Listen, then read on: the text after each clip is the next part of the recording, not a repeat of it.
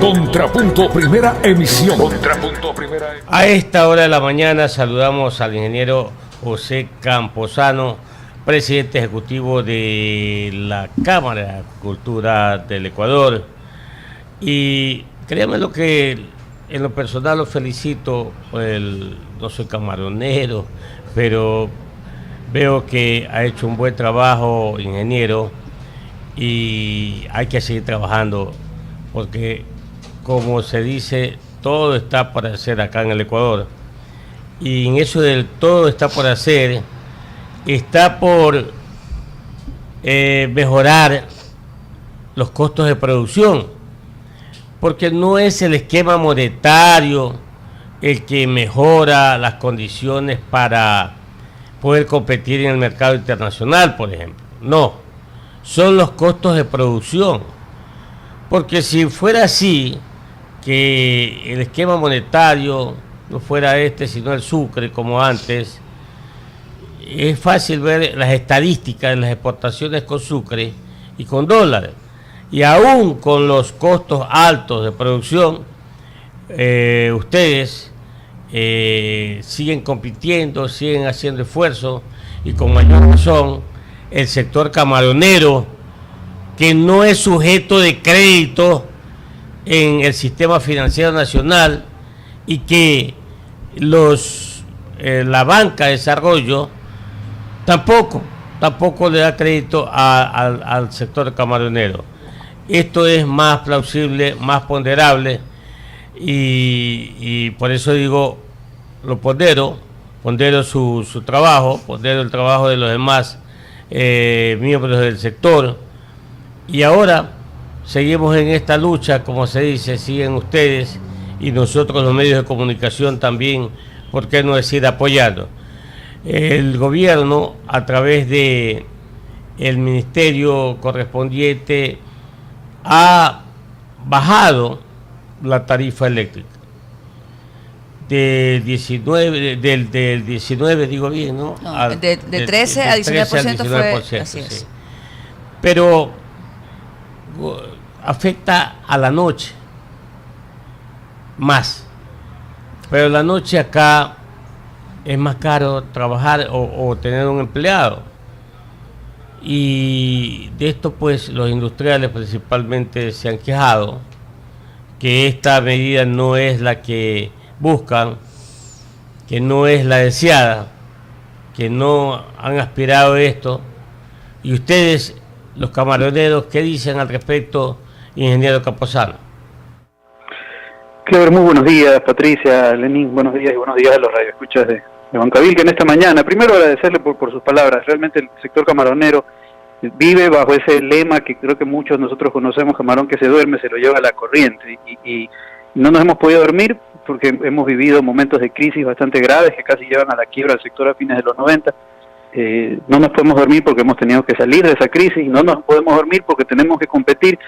Y el caso del sector camaronero es el típico caso de un sector que está expuesto a la libre competencia, ¿no? Hay que hacer un análisis de lo que sucede cuando una industria es aislada, cuando una industria es protegida con diferentes medidas, o cuando una industria simplemente no está expuesta a la competencia internacional o la libre competencia porque se dedica a un mercado local, en algunos casos cerrados, ¿no? Me refiero, por ejemplo, al caso de Brasil, el caso de México, países que mantienen ciertos tipos de barreras para sus industrias locales, y por tanto esas industrias, atendiendo un gran mercado nacional con centenas de millones de habitantes, no se ven abocadas a mejorar su competitividad, entonces mantienen ciertos niveles de incompetencia, precios caros, pero finalmente el producto se vende y con eso les va bien. En el caso del sector camaronero, nosotros el 99.4% de la producción nacional de camarón se destina a la exportación, son más de 920 millones de libras que se producen, se procesan y se exportan, y por lo tanto tenemos que ir a mercados como Estados Unidos, donde aparece la India, que hoy nos ha quitado una gran cuota de mercado, con un camarón extremadamente barato, incluso con serias dudas respecto al cumplimiento de normas inclusive sanitarias y de inocuidad.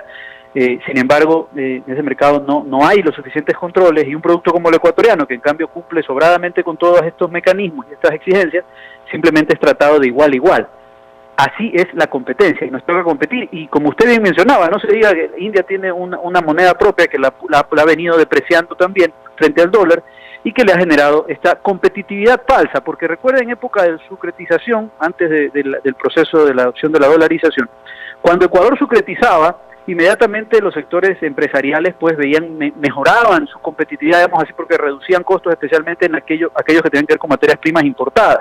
Y en el caso de la exportación, esto mejoraba también los ingresos de los exportadores porque usted recibía más sucres por los dólares de venta. Sin embargo, como siempre yo lo he dicho, incluso aquí en Huancavilca, esa depreciación, ese jueguito de la depreciación, las devaluaciones de la moneda, le pasan factura al ciudadano finalmente, porque por la vía de la inflación, la economía siempre se va a balancear, el ciudadano pierde poder adquisitivo finalmente. Entonces, no era lo adecuado tener un sistema monetario en el que por la vía de las depreciaciones se lograban estas falsas competitividades. Tal es así que ahora todos defendemos el modelo de la dolarización. Pero la dolarización trae consigo una contrapartida, y es el hecho de esta camisa de fuerza que no nos permite manejar costos por la vía de licuar el tipo de cambio, y tenemos que buscar otras maneras para mejorar la competitividad. Y usted hablaba de los costos de producción, y tiene toda la razón. Pero los costos de producción vienen por diferentes fuentes. Aquellas fuentes que no podemos controlar, políticas de Estado, políticas públicas, impuestos, costos en el caso de países donde se define por ley el costo de mano de obra, etcétera, etcétera, etcétera. Pero también hay la labor privada por la vía de la inversión, la tecnificación, la mejora de los procesos, la investigación y desarrollo, que cuesta, seguro que cuesta, pero una vez más, en el caso del sector camaronero, dado los golpes que hemos recibido, dado que estamos abocados a competir, ya sea mientras en Ecuador existe un gobierno de izquierda, de derecha, con políticas adecuadas, no adecuadas, que se cierre, que se abra al mundo, lo que sea, nosotros todos los días igual tenemos que seguir compitiendo, produciendo y vendiendo camarón, porque si no, con eso no tenemos cómo pagar la nómina. Entonces, como esa es la vía que ha usado el camaronero, ¿no?, de seguir impulsando su inversión privada, mientras el Estado decide qué es lo que quiere hacer, si se abre, no se abre, si baja costos o no, es que hemos logrado bajar ciertos costos de producción, llegar a ciertos niveles de competencia, porque si no lo hacemos nosotros, seguimos perdiendo cuotas de mercado. Usted mencionaba un costo, que era el costo de la energía eléctrica. En eso nosotros hemos venido trabajando casi 2 años ya, para lograr que el sector camaronero se cambie de matriz energética a través de el uso de sistemas eléctricos en lugar de motores a diésel para los sistemas de bombeo. Pero una vez más, la competitividad no es el costo como tal, y yo sí prefiero hacer una diferenciación frente a lo que se ha mencionado en la parte industrial, el tema de los costos de energía eléctrica. Si nosotros cambiamos el día de mañana motores eléctricos en las fincas camaroneras, pero el sistema de bombeo que utilizamos, que es el motor, la bomba y toda la arquitectura del sistema de circulación, no es el adecuado, es decir, es ineficiente, yo voy a ser igual de ineficiente con energía eléctrica que con diésel, con energía a 6 centavos el kilovatio hora o con diésel a $1 el galón. Entonces, no va por el lado solamente de la tarifa como tal, sino también de las eficiencias que tenemos que garantizarnos como sector privado.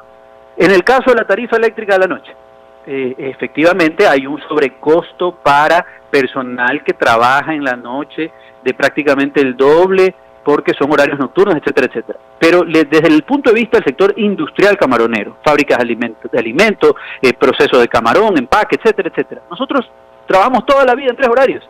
Entonces, con la luz a X centavos, ya lo veníamos haciendo. Ya teníamos el costo del personal en nuestras nóminas que trabajaba en las noches. ¿Por qué trabajamos 24/7? Porque tenemos camarón congelado en las cámaras de congelamiento de las empacadoras, que tiene que estar funcionando 24/7. Entonces, ahora el Estado dice, en esos horarios nocturnos y de madrugada vamos a bajar el costo de energía eléctrica, pues nos parece bastante bien. Que si la medida pudo haber sido mejor, claro, pues, lógico, si nos hubieran bajado la mitad hubiera sido fabuloso y nos hubiéramos parado a aplaudir. Pero el hecho de que no haya sido la magnitud que se esperaba, no significa que la medida es mala y que la medida no le sirve al industrial. Porque como le digo, por lo menos desde el punto de vista, nosotros venimos trabajando 24/7 hace años, toda la vida. Entonces, que ahora nos anuncien que en ese horario va a haber un costo inferior, pues bienvenido sea, ¿no? La magnitud la podemos discutir, pero la decisión es la correcta, creemos que es una decisión que apunta en la dirección adecuada. Evidentemente no es lo único, porque no es que porque nos bajan el costo eléctrico ya mañana somos más competitivos, no. Eso se suma a una agenda de trabajo, Ministerio de Comercio Exterior, apertura de mercado, promoción de la oferta exportable, acceso a financiamiento. Eso es algo que nosotros lo venimos insistiendo hace mucho tiempo, y ojalá con la nueva ley de acuicultura y pesca sea una realidad para especialmente medianas y pequeñas unidades productivas que no pueden constituir garantía, accedan a crédito para tecnificarse.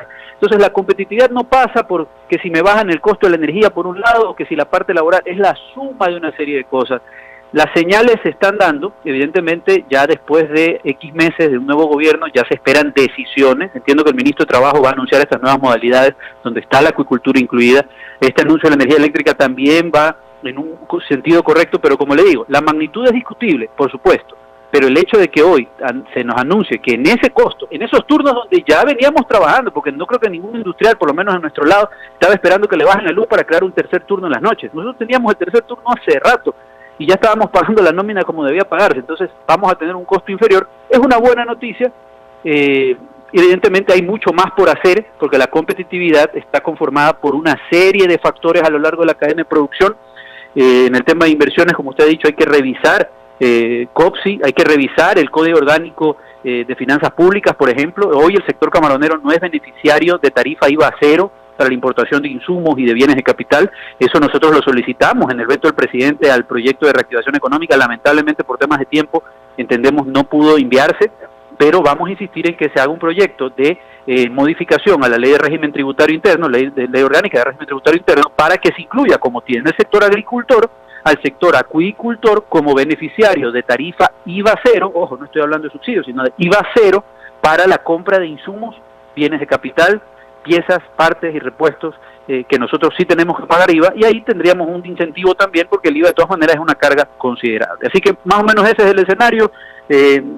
Nada está dicho, como usted dice, hay que seguir trabajando. Esto no se detiene. Nosotros hacemos empresa todos los días y generamos más de 220.000 plazas de trabajo que no esperan a la nómina hasta que nos pongamos de acuerdo entre el sector público y privado. Cobran su nómina puntual, esperan sus aportes en el IES, etcétera, etcétera, y el empresario responsable del sector camaronero así lo hace y viene trabajando y esperando que la Cámara, que esa es la parte que nos corresponde, de manera técnica ponga sobre la mesa estos asuntos, y ojalá en ese diálogo que tanto se ha promovido se llegue a decisiones que deriven en que mejoremos la competitividad. El sector exportador hoy tiene una importancia gravitante en la economía nacional porque genera divisas, y esa generación de divisas depende de una serie de factores, no solamente el tema de la energía, que es una buena noticia, sino otros factores que esperamos poder anunciar en las próximas semanas con diferentes carteras de Estado.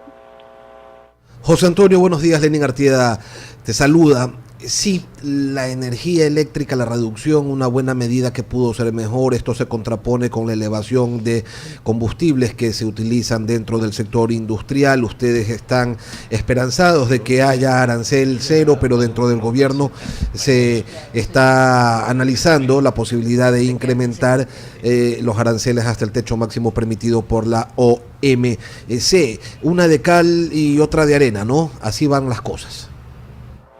Es que claro, lo que usted ha mencionado, Lenín, es la radiografía de una situación que incluso de manera muy frontal, respetuosa pero frontal, la Cámara presentó en su editorial de la última revista que editamos en el mes de diciembre, la revista Acuacultura de propiedad de la Cámara de Cultura. Un divorcio evidente entre el sector en el frente económico y el frente productivo. Vemos un frente productivo, la ministra Eva García, el ministro Pablo Campana, la ministra Drouet, buscando qué políticas de Estado son las que incentivan mayor inversión, mayor exportación, mayor empleo, mayores divisas, y por el otro lado vemos esta fórmula repetida del ministro de Finanzas, que yo lo veía, creo que era una entrevista con usted hace pocos días atrás, y lamentablemente es una mala sensación, es una sensación de insistir bajo una medida, bajo una receta fracasada. Si el país está en los problemas que se encuentra en materia del sector externo, es por lo menos decir que el análisis es muy básico, de simplemente calificar que las importaciones que se disparan son las que nos generan un problema en el sistema monetario. A ver, las importaciones se disparan porque el empresario que necesita generar insumos para producir más, porque lo que no se dice es que esas importaciones, un alto porcentaje, si no la mayoría, eran bienes de capital y materias primas para generar producción. Pero así fuere, los bienes para el comercio. Recuerde que usted tenía sectores del comercio que estaban a la espera de la baja de las salvaguardas para poder hacer importaciones y poder generar más comercio y mantener las importantes plazas de empleo que este sector de la economía nacional genera.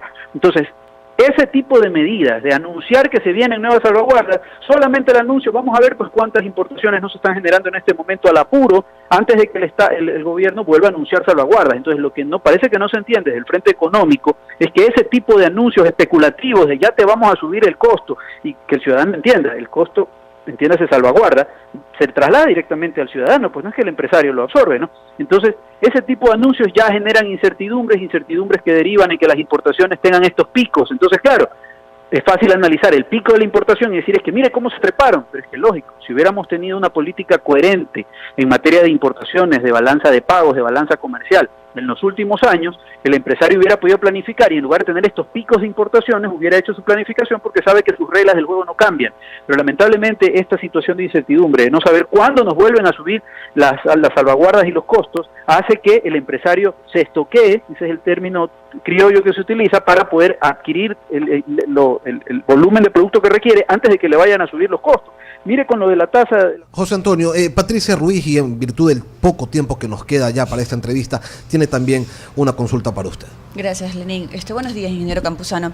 Con respecto a las tasas, por ejemplo, ustedes también tienen la afectación de la importación de las cosechadoras para el camarón. ¿Qué afectación han tenido ustedes después de que se colocó esta tasa en el mes de noviembre? Y adicional, ¿qué proyectos adicionales tienen ustedes para poder seguir atendiendo mercados como Brasil, como China, que les redujo les redujo un arancel del 2 al 5%, y así pueden incrementar las exportaciones para el país asiático? Correcto, muy rápidamente. En el caso de SENAE, efectivamente ellos nos convocaron como sector para discutir respecto a la aplicación de la tasa. Se explicó que se le había puesto un techo por ítem, entonces que porcentualmente pues eso representaba el 0.0000 y vamos a decir todos los ceros que usted quiera, toda la mañana.